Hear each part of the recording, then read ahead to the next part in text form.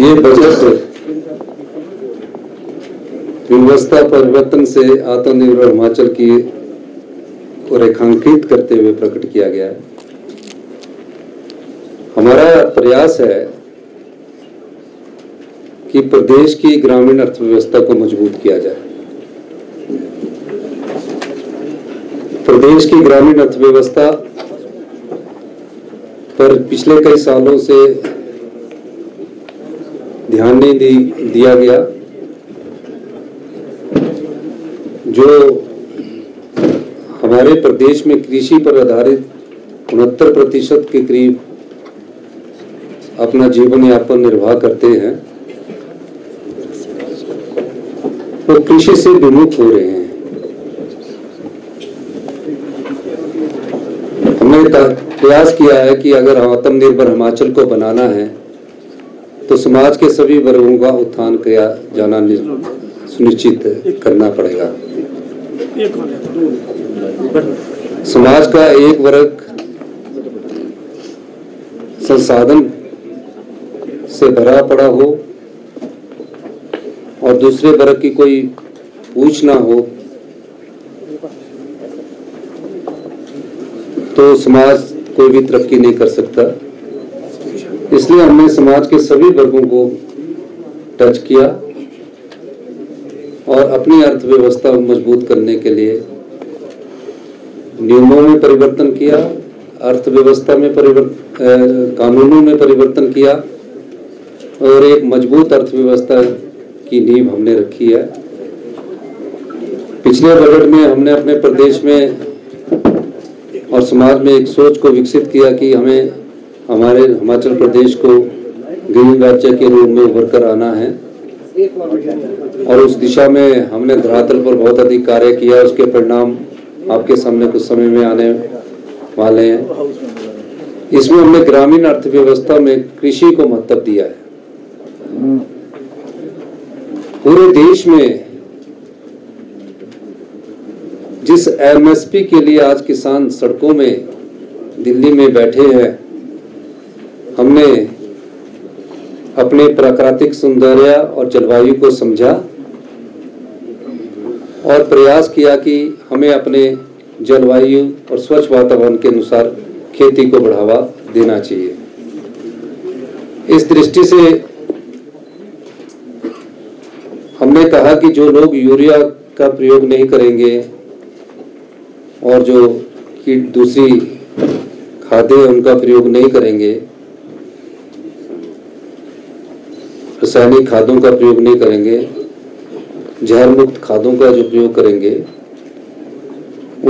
उसमें हमने दो चीजों को लिया। हमारे यहाँ गेहूं होती है और मक्का होती है और शिमला में बागवान हमारे होते हैं और हमने गेहूं का पहली बार प्रदेश के इतिहास में 40 रुपया मिनिमम सपोर्ट प्राइस को घोषित किया है। अगर किसानों की बात की जाए तो किसानों का इसमें कौन सा जिक्र हुआ है? अब गारंटियों का इसमें कोई उल्लेख नहीं हुआ। यानी किसानों के लिए कहा गया था कि आप गाय पालिए, भैंस पालिए, और जब नेताओं के मुख से कोई शब्द निकलता है तो वो पराये हो जाते हैं और पराये शब्द जो हैं वो जनता के होते हैं। परंतु कांग्रेस विचारधारा में ये शब्द जब नेताओं के इनके मुख से निकलते हैं तो ये कहते हैं कि सत्ता प्राप्ति के लिए ये सब कुछ हमने किया था। परंतु हम तो पूछ रहे हैं कि किसानों के उस दूध के लिए आपने कहा था कि भैंस का दूध 100 रुपए, गाय का दूध 90 रुपए, उसका जिक्र इसमें कुछ नहीं हुआ है। अपनी पीठ अपने आप ही थपथपा रहे थे। वहां पर यहां गोबर जो है 2 रुपए किलो खरीदा जाएगा, उसका जिक्र इसमें कुछ नहीं हुआ है। तो मैं ये दोनों और प्राकृतिक खेती का तो गला घोंट दिया है। प्राकृतिक खेती का जन्म हिमाचल प्रदेश में हुआ है और जो आज वर्तमान में गुजरात के राज्यपाल हैं श्री देवव्रत जी ने, उनके प्रयासों से शुरू हुआ था। इसको नीति आयोग ने स्टैंप लगाई है, भारत सरकार ने बजट का प्रावधान किया है।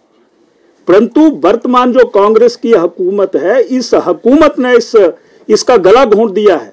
इस बजट बुक में प्राकृतिक खेती, खुशहाल किसान और स्वस्थ इंसान, ये हमारा नारा था।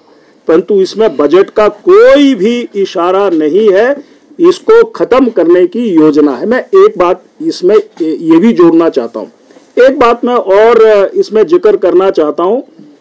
जहां तक बहनों का प्रश्न है, चुनावों के समय में कहा गया था कि आप कांग्रेस को विश्वास दीजिए और विश्वास दीजिए हिमाचल प्रदेश की जनता बहनों को, जितने भी हमारी बहनें होंगी उनको 1500 रुपया।